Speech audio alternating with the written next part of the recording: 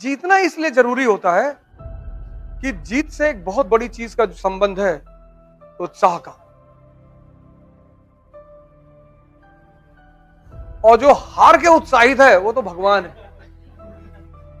उसको तो तुम हरा ही नहीं सकते। इसलिए मिडिल क्लास का आदमी बहुत परेशान होता है। मिडिल क्लास के आदमी को इज्जत का इतना डर रहता है जैसे लगता है कि मुगल बादशाह के घर के हैं। मिडिल क्लास का जो लड़का है उसके ऊपर इतनी चीजें थोपता उसका परिवार। देखो नाक मत कटाना, अरे कान कटवा लो।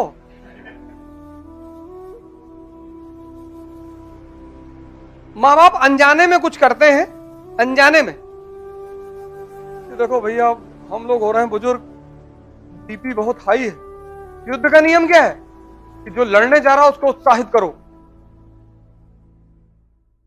लेकिन मध्यम वर्गीय माँ बाप दूसरा रास्ता अपनाते हैं कि जो लड़ने जा रहा है उसको डराओ। अखिलेश यादव चुनाव हार गए तो उनके पापा कौन संभाल रहे हैं उनको? से तैयारी करो बेटा। 45 सीट पिछली बार थी तुम्हारे पास, अब की बार 100 प्लस ले आओ। बड़ा पीठ ठोकी होगी इन्होंने, बहुत बढ़िया। अगली बार 400 के पार।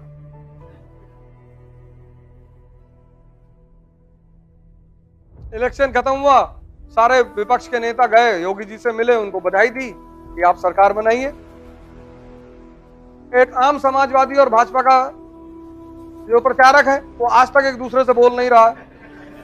समाजवादी वाला ताव में था ना, समाजवादी वाले ताव में थे कि हम जीत गए, कि भैया आ रहे हैं।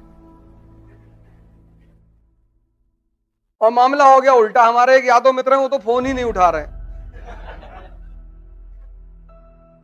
आदरी में उनका शोरूम है अंडा का, वो फोन ही नहीं उठा रहे।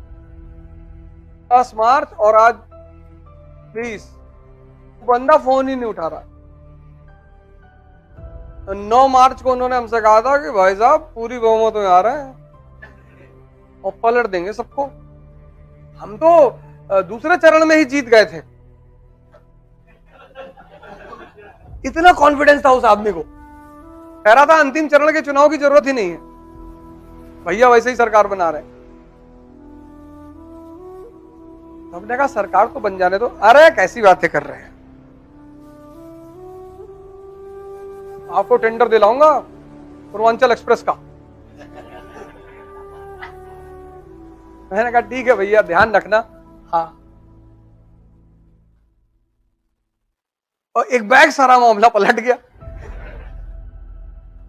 मध्यम वर्गीय जो परिवार है, मिडिल क्लास, वो सोचता है कि अगर अपने बच्चों को हम मजबूरी दिखाएंगे तो ये और पढ़ेंगे। वो ये गलत सोचता है। एक बात युद्ध का नियम याद रखना, जब कल तुम्हारे बच्चे लड़ने जाएंगे आज से 10 साल बाद, तो उनसे कहना बे कोई बात नहीं, तुम फेल हो जाओ तो तुमको मर्सिडीज खरीद के देंगे। तो सोचेगा यार ये पागल है, मेरा बाप जो है कह रहा है कि तुम 4 अटेम्प्ट IAS दो, अगर तुम्हारा नहीं हुआ तो मर्सिडीज की चाबी हमसे ले आओ। खुलकर खेलेगा वो कोई, क्योंकि सबसे समाज तो वैसे ही डिप्रेस कर रहा है। समाज तो वैसे ही डिप्रेस कर रहा है, अगर परिवार भी करेगा तब। इसलिए जिनके मां बाप नहीं रहे, परिवार नहीं रहे, उन्होंने बड़े कांड किए जीवन में। ऐसे बड़े, अब जैसे भगवान कृष्ण है, मां बाप जेल में, नहीं तो इंजीनियर बना देते, मैकेनिकल इंजीनियर, इंजीनियरिंग करके। कोई जानता उनको? मां बाप का बस चले तो वो चाहते कि हमारे रहते तुम कुछ कर लो, चाहे तुम PWD में क्लर्क ही बन जाओ। मां बाप की 2-3 तमन्ना बहुत बड़ी बड़ी होती है। एक, हमारे सामने तुम नौकरी पा जाओ, और दूसरी तुम्हारी शादी हो जाओ, हम तुम्हारे बच्चों को खिला लें। तुम जब भी गुलामी करोगे, जब भी तुम गुलाम होगे, तो उसकी बस एक वजह होगी, तुम्हारी आंतरिक कमजोरी।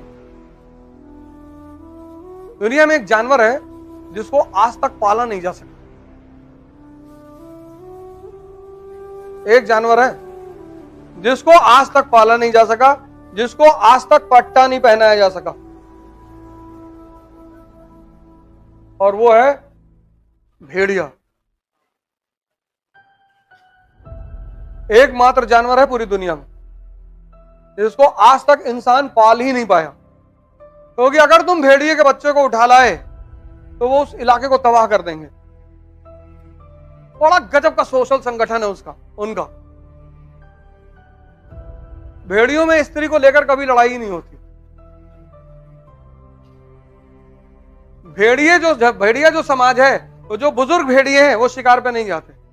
जवान शिकार करते हैं, वो लेकर आते हैं, पहले बुजुर्गों को देते हैं, फिर खाते। उनको तुम बंदी बना लो, मौका पा जाएंगे तुमको फाड़ डालेंगे, चाहे जितना खिलाओ। इसलिए आज तक भेड़ियों को गुलाम नहीं बनाया जा सकता। इसलिए पहले जमाने में जब औरतें को पीरियड होता था तो उन्हें मंदिर मंदिर जाने के लिए रोका जाता था, क्योंकि भेड़ियों की जो सूंघने की क्षमता है वो 14 किलोमीटर की है। मतलब 14 किलोमीटर से उन्हें खून की बू आती है, 14 किलोमीटर। तो स्त्रियों को बाहर निकलने से मना किया था। एक सबसे बड़ी वजह यह थी, एक वजह, सुबह 4 बजे मंदिर पहुंच गई और वो उधर से निकल आया। उसकी एक वजह यह थी कि पीरियड में स्त्री को मंदिर नहीं जाने दिया जाता था।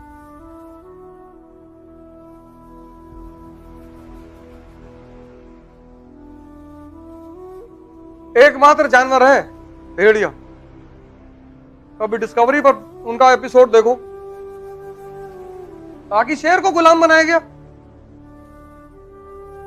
चाइना वाइना में तो बच्चे हैं, वो नचाते हैं शेरों को।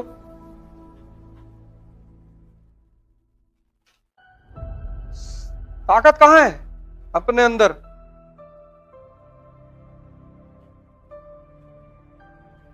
तो भारत पर तो कब्जा होना ही था। आइसोलेटेड, दुनिया में क्या हो रहा है पता ही नहीं। कितनी बड़ी बड़ी घटनाएं घट गई पश्चिम में, इतना बड़ा व्यापार चल रहा है आपका उनके साथ, आपको कुछ पता ही नहीं। पुनर्जागरण, साइंटिफिक डिस्कवरीज, आपको कुछ पता ही नहीं।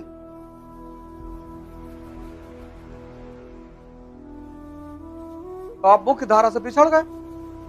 तो आप जब मुख्य धारा से पिछड़ गए, बैकवर्ड हो गए, तो वीक हो गए।